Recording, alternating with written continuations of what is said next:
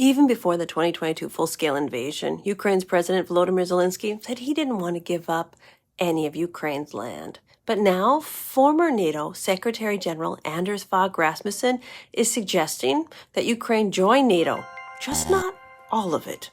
Wait, what?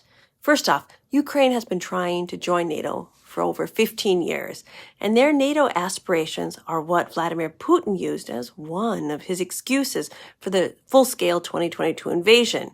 And what about NATO Article 5? If any NATO country gets attacked, it's an attack on all NATO members. That's why most people think NATO can't accept Ukraine anyway right now. And how can parts of a country join an alliance and not all of the country? Rasmussen's suggestion, initially reported by The Guardian on November 11th, is to have Ukraine join NATO sooner rather than later, but not to include territories held by Russia. That would keep NATO Ukraine safe, but not force NATO to engage with Russia in the occupied areas. So is that just giving up parts of the country or freezing the conflict? Rasmussen says no. By keeping NATO Ukraine safe through Article 5, it's pretty much setting up a no-fly zone because no Russian missiles could enter NATO Ukraine airspace. And with that safety, Ukrainian forces would be freed up to go to the front line and try to regain territory back. So what should we be watching for?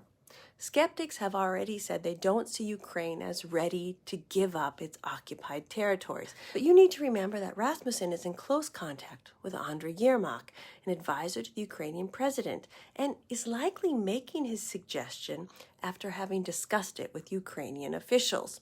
The Rasmussen proposal reinterprets NATO's defense commitments in a complex geopolitical situation that's maybe calling for new ideas. By supporting Ukraine's partial membership in NATO, the ongoing conflict is addressed while keeping Russian aggression in check.